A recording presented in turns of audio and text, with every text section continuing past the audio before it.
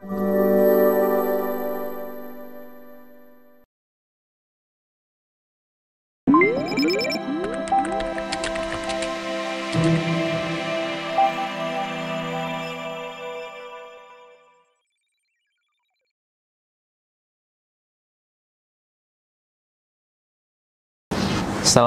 warahmatullahi wabarakatuh. Apa kabar semuanya? Masih bersama saya Bobi Agustian, dosen Prodi Teknik Informatika Universitas Pamulang. Dalam kesempatan kali ini saya akan menjelaskan materi perkuliahan mata kuliah jaringan komputer pertemuan 16 ya, tentang implementasi jaringan. Setelah melihat video pembelajaran ini, diharapkan nantinya teman-teman mahasiswa dan mahasiswi mampu memahami mengenai apa itu arsitektur jaringan komputer, kemudian dapat memahami mengenai hardware dan software untuk jaringan komputer, serta memahami tentang membuat perencanaan jaringan. Yang pertama adalah mengenal arsitektur jaringan. Pada dasarnya, arsitektur jaringan adalah sekumpulan layer dan protokol. Arsitektur ini dibuat untuk membantu dalam perencanaan dan implementasi jaringan. Dua diantaranya yaitu adalah OSI model dan TCP/IP. OSI adalah pemodelan yang dipakai sebagai referensi guna membahas spesifikasi dari protokol. Jadi OSI itu bukan protokol, melainkan sebuah model untuk memahami dan mendesain arsitektur. Sedangkan TCP/IP adalah arsitektur yang biasa digunakan untuk internet, dan dia merupakan protokol dengan hierarki yang terdiri dari beberapa modul interaktif yang masing-masing memiliki fungsi yang spesifik. Berikut adalah perbedaan layer pada model OSI dan TCP/IP.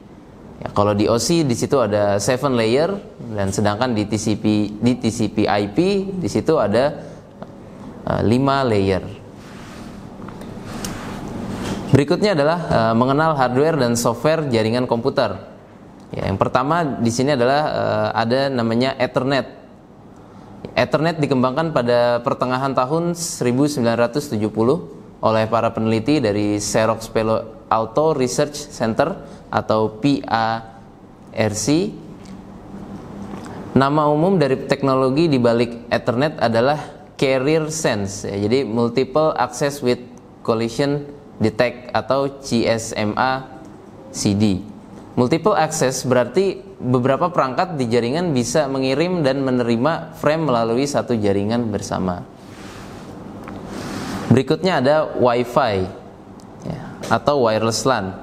Seperti halnya Ethernet, didesain untuk area terbatas ya, atau jaringannya ruang lingkupnya lebih kecil.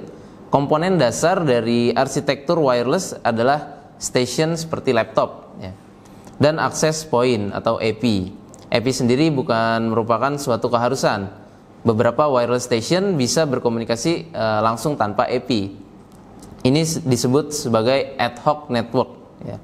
Jadi versi arsitektur yang dirancang untuk digunakan di berbagai perangkat dan sistem adalah Wi-Fi, sebuah merek dagang ya.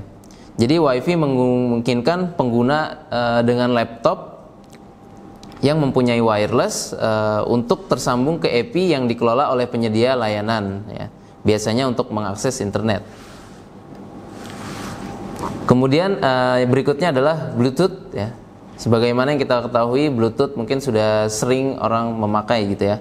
Jadi Bluetooth merupakan cara yang lebih mudah untuk menghubungkan dua perangkat tanpa kabel.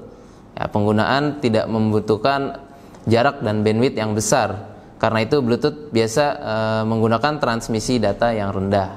Ya. Berikutnya adalah software mengenai jaringan. Diperkenalkan yaitu Packet Tracer, ya, di mana ini adalah sebuah software simulasi ya, mungkin untuk perangkat Cisco. Jadi untuk melakukan instalasi jaringan kita bisa melakukan simulasi dulu menggunakan software ini. Ya, jadi disediakan secara gratis oleh Cisco untuk belajar. Ya. Fitur-fiturnya adalah kita bisa melakukan simulasi ya. Jadi kayak di situ nanti ada switch, ada hub, ada PC juga. Jadi kita bisa melakukan simulasi mengenai instalasi jaringan menggunakan Cisco ya. Selanjutnya adalah membuat perencanaan jaringan ya. Dalam merencanakan suatu jaringan komputer, kita perlu mencari tahu apa saja sih kebutuhan yang diperlukan untuk membangun sebuah jaringan ya. Seorang programmer mungkin butuh jaringan yang mendukung aplikasi yang sedang dikembangkan ya. Jadi operator jaringan butuh jaringan yang mudah dikelola, sementara desainer mungkin membutuhkan jaringan yang hemat biaya, di mana sumber daya jaringan bisa dimanfaatkan dengan efisien. Jadi hal yang perlu dilakukan adalah pertama adalah menentukan jumlah komputer yang akan terhubung ya. Jadi sebelum kita membuat suatu jaringan, kita harus tentukan dulu berapa sih komputer yang akan terhubung dalam jaringan tersebut ya. Biasanya kalau komputernya sedikit itu kan akan membutuhkan instalasi yang berbeda ketimbang dengan jumlah host yang banyak ya. Kemudian memilih jenis kabel ya. Jadi sesuaikan juga dengan kabel yang akan dipakai ya. Pada umumnya memang di kantor-kantor atau di kampus itu masih menggunakan kabel UTP ya, atau Unshielded Twisted Pair, yang bisa dilihat gambarnya di slide ya. Jadi kalau sekarang juga banyak ada kabel fiber optik. Jadi tergantung jaringannya akan seperti apa nantinya. Kemudian memilih switch ya. Switch juga penting ya, karena sebagai media untuk menyambungkan beberapa jaringan ya. Jadi tinggal dipilih saja. Kalau di slide dicontohkan sebuah switch dapat menampung di bawah 50 PC. Ini menggunakan model namanya daisy chain ya. Itu bisa dilihat gambarnya seperti itu. Kemudian berikutnya adalah yang penting lagi adalah menentukan topologi ya. Jadi topologinya juga harus dipikirkan sesuai dengan lokasi tempat nanti kita membuat jaringan. Perlu dipikirkan topologinya juga, apakah nanti menggunakan tipe star atau pakai ring atau bus. Nah, sesuai kebutuhan juga nanti ya. Kemudian merencanakan implementasi TCP/IP ya. Selain dari fisiknya, dari jaringan, kita juga perlu merencanakan bagaimana kita akan mengimplementasikan TCP/IP-nya. Jadi protokol jaringan dasar yang digunakan untuk mencatat setiap komputer atau device lain yang terhubung menggunakan alamat IP, terus menentukan apakah ada yang menggunakan IP statis, berapa range yang akan digunakan untuk DHCP, apakah cukup dengan satu subnet atau perlu lebih banyak. Nah, itu perlu dipertimbangkan juga. Kemudian perencanaannya membuat diagram ya. Jadi selain tadi kita menyiapkan peralatannya, mencari tahu topologinya, kita juga perlu menggambar diagramnya. Yaitu cara ini terbilang efektif ya untuk merencanakan jaringan. Salah satunya menggambarkan diagramnya. Jadi kita bisa menggambarkan mulai detail dari lokasinya, terus setiap komponen yang ada, atau bisa menggambarkan peta logikanya gitu. Jadi ada beberapa aplikasi yang bisa dipakai ya, seperti tadi Cisco Packet Tracer ya, atau juga pakai Visio itu juga bisa ya. Kemudian kriteria ya. Jadi ada beberapa kriteria yang harus bisa dipenuhi oleh sebuah jaringan ya. Kriteria yang paling penting adalah ada 3 ya. Di sini adalah performa, reliabilitas, dan keamanan.